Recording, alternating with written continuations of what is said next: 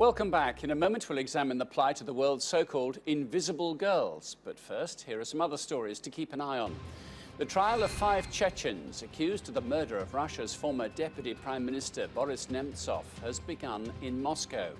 Nemtsov had been a vocal critic of the Putin government, prompting rumours that the killing may have been politically motivated. Countries across the Caribbean are preparing for the arrival of Hurricane Matthew. The Category 4 hurricane could bring rainfall of 60 centimetres or more, which will lead to flooding and landslides. Residents in Jamaica, Haiti and parts of Cuba have been put on alert to take precautions and to stock up on food and water. And the German pilot Matthias Daldera has secured his place as this year's Air Race World Championship winner. In a nail-biting display, Daldera edged out competitors from Britain and Canada to seal a comprehensive victory ahead of the final race in the series. It's official. Gender inequality remains. That's what the United Nations is saying as part of its Girl Data campaign.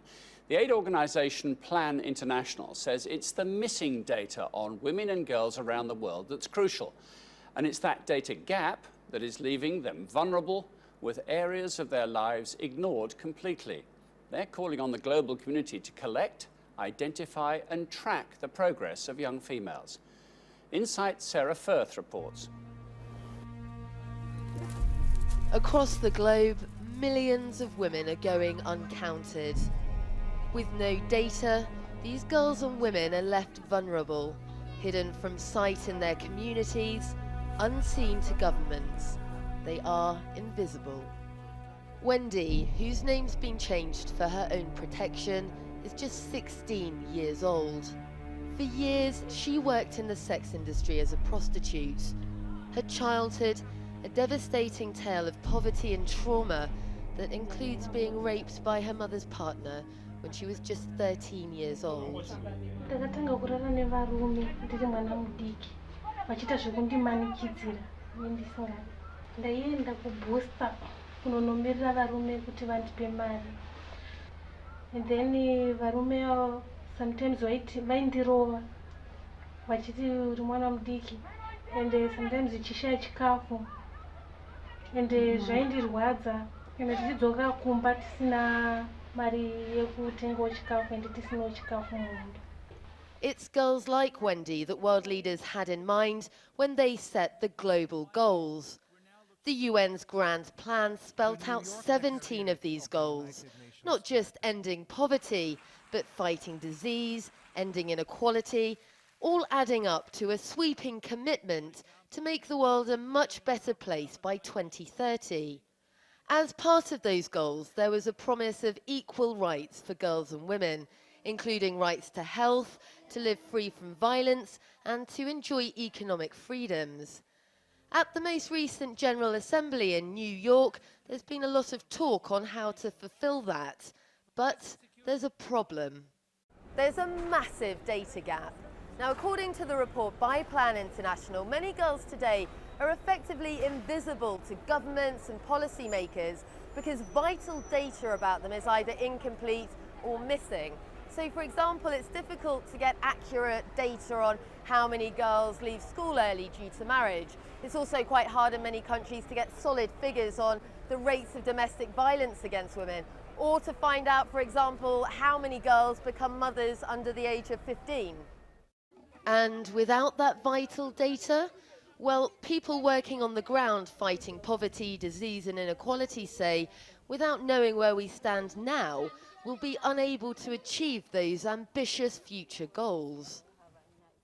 When countries don't have information about their workforce, it's very difficult to design policies that will incorporate all people into the workforce. And so we need to have that information in different regions of the country to understand really how are women contributing to their economies, and if there are places where they're not able to, why is that, and what can we do to adjust for it? Data 2X did a detailed survey on statistics available on girls and women, on everything from health and education to political participation. The data gap is particularly prevalent when it comes to economic participation, women's work, not being fully counted and valued. When the data is collated, the problems can be identified and tackled on a larger scale. Then more girls like Wendy will have a chance at a future. Vatiwanira mukana wekuenda kuchikoro. Izvezvi ndiri kufara nezvinoda kuenda kuchikoro. Upenyu hwangu hwashanduka nekuti ndakuwanawo dzidzo, ndakunyatsodzidzawo kuchikoro. Ndiri mumwe musikana. Ndoda kuzoita nesi ndigozorapa vamwe vasikana nekubhusita. Tiri kutarisira kuti handisi kudzokera kumashure kwandakabva ndikokura. Sarah Firth reporting for Insight. Well, to discuss this report further, I'm joined by Zara Sethna from the child rights organisation Plan International. When you say data, it sounds awfully dry, doesn't it? It sounds like spreadsheets, or great long charts of stuff. How do you manage to get the real living information out of rows of numbers? The thing is, it does sound dry, but if you think about it, data is about people, and people have stories, and people have rights, and that's why data is so important, because if you can collect the information and present it in the right way, there is an amazing story to be told, and there's an amazing power in bringing that information to light. So when you compiled this report and you helped actually write the thing and collate all the data, you had to leave things out as well as include them. What was the most shocking revelation that once you've compiled it in this way that came to light? There were some really incredible stories, like the one we just saw of Wendy in Zimbabwe, some really harrowing examples. I mean, the sad thing is that there are millions more girls like Wendy whose stories are not being captured, and that's the real data gap, is that when you can actually get out there and speak to people, ask them their perceptions, and ask them really, what is it that's holding them back from being able to realize their rights? What's holding the world back from being able to achieve equality?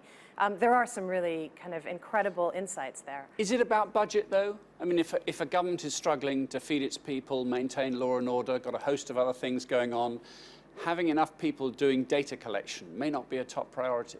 It may not seem like a top priority, but if you don't know where you're going, you could be spending money in all the wrong places, or you could be putting money towards programs that aren't showing the right impact. What have you found? Give me an example of that. Where is money being wasted, would you say? Well, this report doesn't really go into the details of that, but we will be trying to look at that over the course of the next coming years as we continue with this report series. But I mean, it's estimated that tracking the whole global goals for the next 15 years that the world's governments have committed to will cost about $1 billion a year. That sounds like a lot, but when you think about how much money is being spent on military expenditure or on corporate expenditure or things like that, it's not that much in the grand scheme of things for all the countries around the world. So. And you would like to, you're trying to facilitate this data collection where a government or a country or a community cannot do it themselves. You're trying to mobilize others to come in and help. Exactly. I think there's a number of different ways that data can be collected. Primarily, what we're really looking to strengthen is the government data that's being collected. But there are other layers that could be collected, like the research that we did for this report.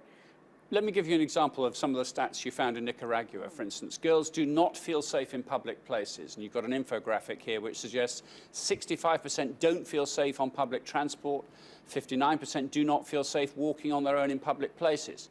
Well, that's bad. It's a shame. But what did you do? What would you ask people to do about that? What decisions should come from data like that? I think what's really important about that is understanding the perceptions that the girls have. So a government might spend an enormous amount investing in better public transportation so that girls can access school or get to a health center. But if they don't feel safe riding that transportation, then the investment has been wasted. For naught. Yeah. So that's where I think doing that firsthand perceptions-based research is really critical, because you can really understand what's holding people back from accessing services. Zara Sethna, thank you very much indeed. Thank you, Martin. We end our programme with our Insight Bite. This is a little something that we feel you should know about. And today, it's Toyota's newest robot. The car manufacturers launched a tiny little robot called the Kerobo Mini.